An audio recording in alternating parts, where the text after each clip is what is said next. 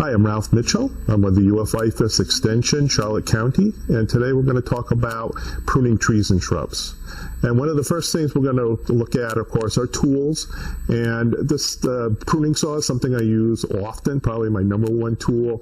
It's curved, it's very sharp, it has a lot of good uses for smaller branches. And of course, some hand clippers here, again, for fine type work. There's other tools as well, but make sure also you have a good pair of gloves. One of the first things we want to look at are the structure of the tree.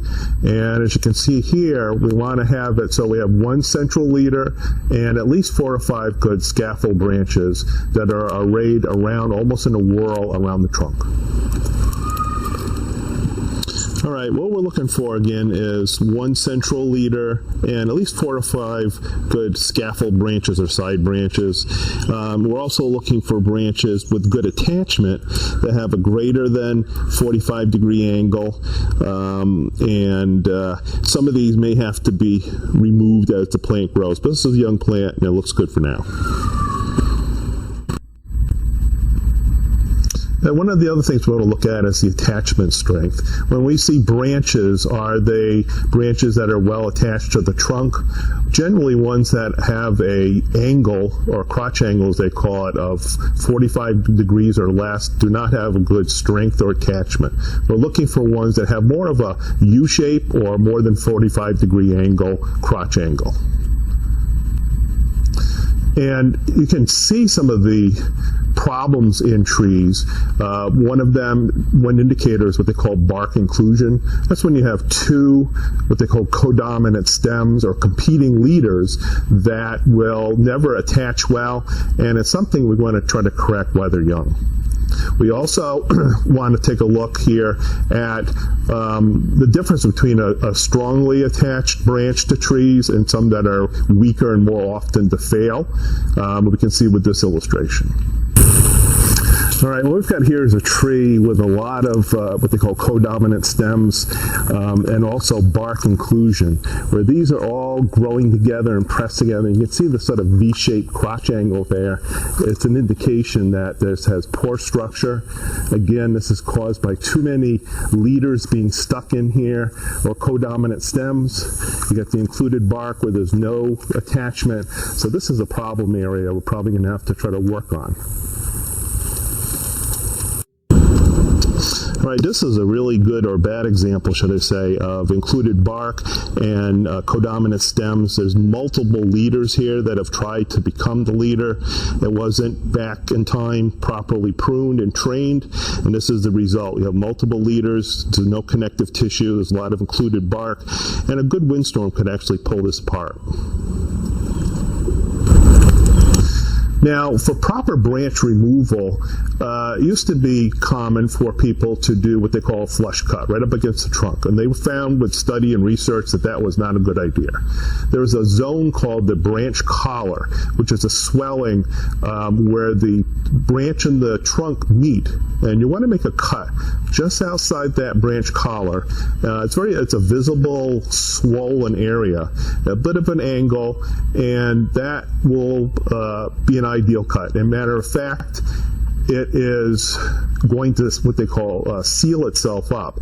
Trees never heal, they seal up and put layers of wood down. So after that first cut, if you did it properly, just outside the branch collar region, about a year later you'll see what they call callus tissue developing. And it almost looks like a donut of smooth bark beginning to fill in that hole. Another year or so later, it will be completely covered with new bark tissue, and it will eventually just fade away and flatten out, and it will almost be like it was never there. Now, with looking at, of course, how to remove branches, some branches are going to be smallish. We can take care of those pretty easily. But branches that are an inch or over, we're going to do what they call a 3-part cut. The first cut is going to be about 1 foot out from the branch collar, and we're going to make an undercut, about 1/3 of the way in.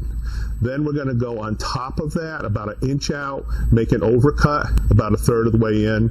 The weight of the branch will break at the pivot point. You'll get rid of all that heavy branch, and then you can go back to that stub and do your final cut just outside the branch collar. We also do not recommend pruning seal for trees. It's been found that it will actually lock in organisms and trap in decay and cause additional problems. So no pruning seal.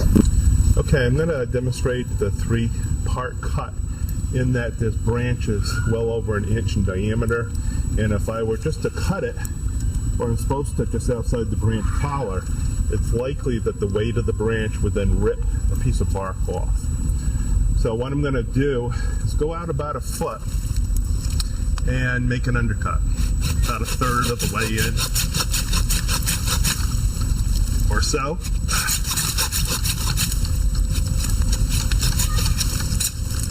And then I'm going to make an overcut about an inch out over the top here.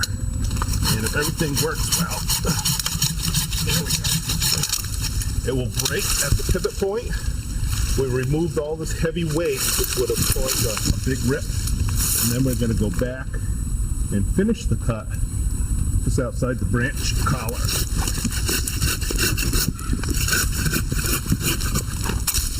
And we're done.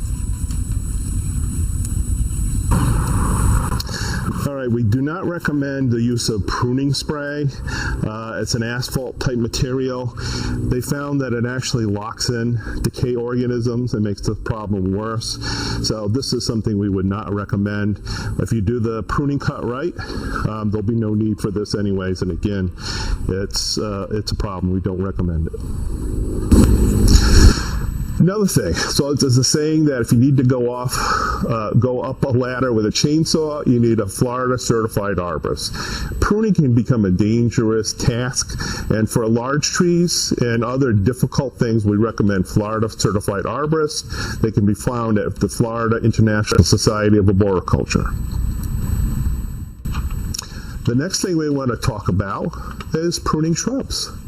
And one of the first things we want to do is to make sure that we make a cut properly as far as where the bud is. Now, we'll take some practice, but generally we want a bit of an angle, about a 1/4 inch or so above an outward pointing bud.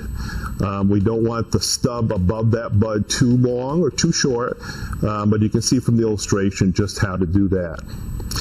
We also, too, want to look at pruning shrubs. The first thing we want to look at is thinning. And thinning is just removing a whole branch back to its attachment.